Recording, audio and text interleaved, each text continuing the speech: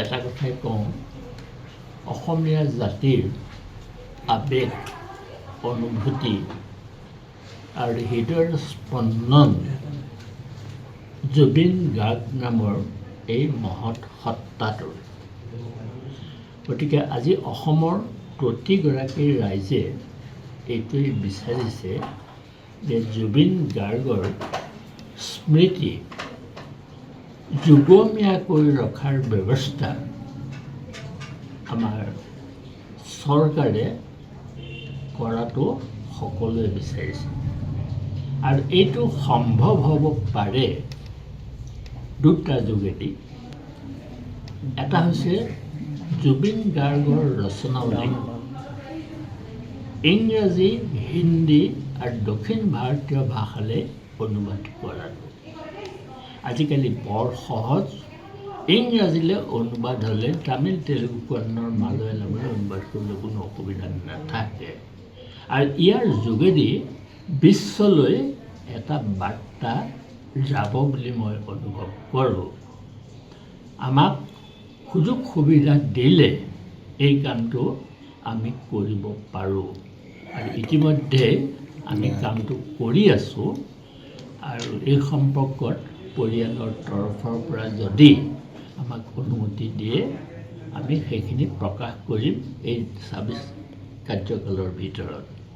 আৰু চৰকাৰৰ অনুগ্ৰহ নহ'লে এনে এটা মহতো মহীয়ান কাম মই ভাবোঁ জুবিন গাৰ্গৰ প্ৰতি সকলো জাতি, ধৰ্ম, বৰ্ণ নিৰ্বিশেষে সকলোৰে ইমান আন্তৰিক হৃদস্পন্দন বুলি সকলোৱে অনুভৱ কৰা এই সত্তাটোক চৰকাৰৰ সহায় নহ'লেও অসমৰ ৰাইজে অতি সহজতে কৰি দিব পাৰে।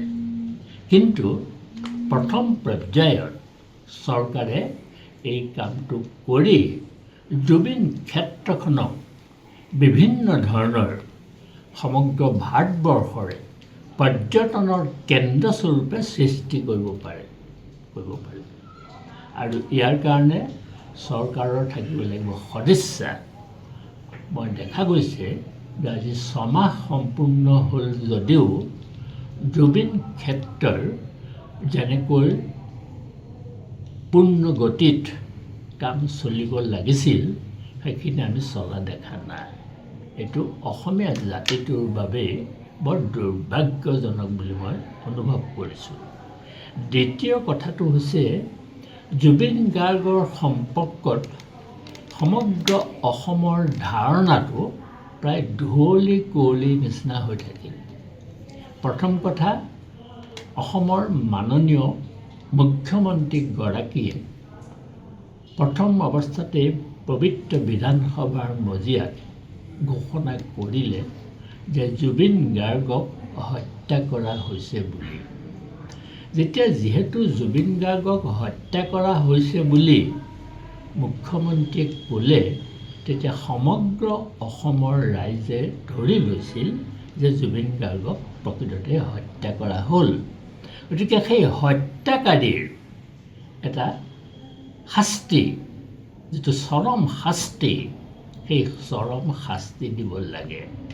তাৰ কাৰণে যিখন চিট গঠন কৰা হ'ল সেই চিটৰ প্ৰতিবেদন ইতিমধ্যে ৰাজহুৱা কৰা নাই, কিন্তু প্ৰয়োজনবশতঃ কেতিয়াবা হয়তো কাৰোবাক দিয়া আছে। সুপ্ৰিম কোৰ্টৰ যিবিলাক দাখিল কৰা হৈছে ওজৰ আপত্তি, সেইসকলক তেওঁলোকে কপি দিছে, বাকী অন্য কোনো মানুহে নাজানে। যি কি নহওক, মই ভাবোঁ যে ন্যায়ালয়ৰ যিটো কাৰ্যসূচী, ন্যায়ালয়ৰ যিটো ব্যৱস্থা, সেইটো ন্যায়ালয়ে কৰিব। কিন্তু মই এই কথাটো ক'ব নোৱাৰোঁ যে জুবিন গাৰ্গক মই ন্যায় দিম। ন্যায় দিবলৈ যত্ন কৰিব পাৰে, কিন্তু ন্যায়টো কোনে দিব? কোৰ্টে দিব, ন্যায়ালয়ে দিব। গতিকে ন্যায়ালয়ৰ ওপৰত আমি আৰু হস্তক্ষেপ হোৱাটো আমি নিবিচাৰোঁ। আৰু ন্যায়ালয়ে ন্যায়ালয়ৰ কাম কৰি যাব। আৰু ন্যায়ৰ ওচৰত কিন্তু কোনো দোষী সাৰি যাব নোৱাৰে যদিহে ছিটখন পানী নসৰকা হয়। কিন্তু এটা দেখা গ'ল ছিটখন পানী নসৰকা হোৱা যেন মোৰ নালাগিল এইকাৰণে দুটা কথাত যে এজনৰ ঘৰটো চিল কৰি থোৱা হৈছিল, এইটো খুলি দিয়া হ'ল, একাউণ্টটো এজনৰ খুলি দিয়া হ'ল। এই দুটাৰ যোগেদি এই যিখন ছিট প্ৰস্তুত কৰা হৈছিল সেইখনত কিবা সুৰুঙা আছে যেন আমাৰ সাধাৰণ মানুহ হিচাপে আমাৰ অনুভৱ হয়। গতিকে মই আশা কৰোঁ চৰকাৰেও জাতীয় জীৱনৰ স্বাৰ্থত, কাৰণ ৰাজতান্ত্ৰিক আৰু প্ৰজাতান্ত্ৰিক এই দুটাৰ মিলন কোনো যুগতে হোৱা নাই। যেনেকৈ চন্দ্ৰই সদায় সূৰ্যক অনুকৰণ কৰে, কিন্তু চন্দ্ৰ আৰু সূৰ্যৰ মিলন অসম্ভৱ।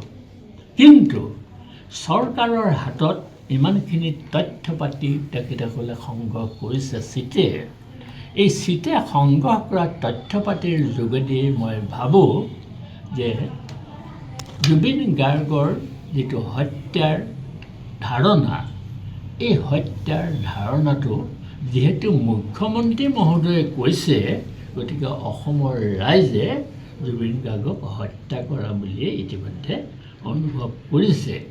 গতিকে মই ভাবোঁ চৰকাৰেও, কাৰণ এখন চৰকাৰ কাৰো ওচৰত দায়বদ্ধ নহয়, চৰকাৰৰ দায়বদ্ধতা হ'ল প্ৰজাৰ মাত শুনাটো। প্ৰজাই যিখিনি দাবী কৰে, প্ৰজাৰ যিটো প্ৰবল শক্তিমান যিটো কণ্ঠ, সেই কণ্ঠৰ ওচৰত প্ৰতিগৰাকী মুখ্যমন্ত্ৰীয়ে হওক বা চৰকাৰে হওক সদায় দায়বদ্ধ হৈ প্ৰজাৰ অন্তৰৰ বাসনা পূৰ্ণ কৰিলেহে আচলতে ফল আৰু ফুলৰ যুগপথ উন্মিলন সম্ভৱ হ'ব, যিটো বাস্তৱ জগতত কেতিয়াও সম্ভৱ নহয়, ফল আৰু ফুলৰ যুগপথ উন্মিলন।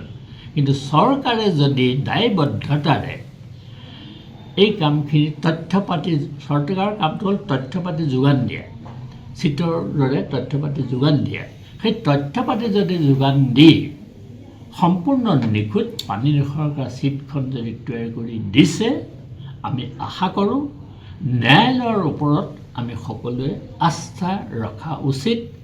ন্যায়ালয়ক কোনেও বিপথে পৰিচালনা কৰিব নোৱাৰে। ভাৰতবৰ্ষৰ যিটো ন্যায় সংহিতা, এই ন্যায় সংহিতাৰ ভিতৰতেই এই কাৰ্যটো অসমৰ ৰাইজে আশা কৰা যিটো মন, সেই আশান্বিত মনটো নিশ্চয় এদিন পূৰণ হ'ব। জুবিন গাৰ্গৰ যি জুবিন ক্ষেত্ৰ আছিলে তাৰ এটা ডিজাইন এটা চৰকাৰে উলিয়ালে, কিন্তু আজিলৈকে জুবিন ক্ষেত্ৰ নিৰ্মাণ নহ'ল, যিটো কাৰণে আজি পানী পৰি জুবিন ক্ষেত্ৰত সেইটো হয় কথাটো। কাৰণ আচলতে চৰকাৰে পোনপ্ৰথমতে মাটিখিনি বেৰাৰ এটা ব্যৱস্থা কৰিব লাগিছিল, আৰু যিবিলাক নক্সা তৈয়াৰ কৰিছে সেই নক্সা অনুযায়ী চৰকাৰে কিছু কাম হাতত ল'ব লাগিছিল খৰালি কালতে। এতিয়া বাৰিষা আহি গ'ল, বাৰিষা অহাৰ লগে লগে অন্তত আৰু 4-5 মাহলৈকে এই কামখিনি বন্ধ থাকিব। গতিকে ময়ো অসম সাহিত্য সভাৰ হৈ, অসমৰ ৰাইজৰ হৈ চৰকাৰক বিনীতভাৱে অনুৰোধ জনাইছোঁ যে জুবিন ক্ষেত্ৰৰ যিটো নক্সা, সেই নক্সামতে কাৰ্যসূচী ৰূপায়ণ কৰক আৰু প্ৰজাৰ শ্ৰদ্ধাৰ অনুৰক্ত হওক অসম চৰকাৰ। এতিয়ালৈকে এইটো অৱহেলা হৈ আছে নেকি? মানে তাত এতিয়ালৈকে CM যোৱা নাই, এদিন যোৱা নাই নেকি? প্ৰধানমন্ত্ৰীও যোৱা নাই। তেখেতসকলৰ কিবা কথা থাকিবও পাৰে, আমি নাজানো। কিন্তু আমি হ'লে গুৱাহাটীলৈ গ'লে সেইখিনি 2 মিনিটৰ কাৰণে হ'লেও অকণমান সোমাই যাওঁ। মইতো প্ৰায় সপ্তাহত এদিন যোৱা হয়েই। গতিকে সেইখিনি জেগাডোখৰ পৰিষ্কাৰ কৰিব লাগে। আচলতে ইমান বেছি দোকান হৈ গ'ল যে সেই অঞ্চলটোৰ যিটো পবিত্ৰতা, সেই পবিত্ৰতা প্ৰায় নাইকিয়াৰ নিচিনা হৈছে। আৰু অন্যান্য পানীয়ৰ ব্যৱসায় চলে বুলি মই শুনিছোঁ। এইখিনি অতি ক্ষিপ্ৰতাৰে চৰকাৰে ব্যৱস্থা লৈ এইবিলাক বন্ধ কৰিব লাগে। তাত যিখন ত্ৰিপাল আছিলে ত্ৰিপালখনো সলাই দিয়াৰ কাৰণে কালি চাকিখিনিও নুমাই গৈছে। চৰকাৰে ওচৰত আবেদন কৰিব লাগিব, চৰকাৰক অৱগত কৰিলে নিশ্চয় অতি সোনকালে এই কামটো কৰিব। মই কাইলৈ চিফ মিনিষ্টাৰলৈ এখন চিঠি লিখিম। যিকোনো খবৰৰ বাবে যোগাযোগ কৰক আমাৰ এই নম্বৰত 9181 307 221।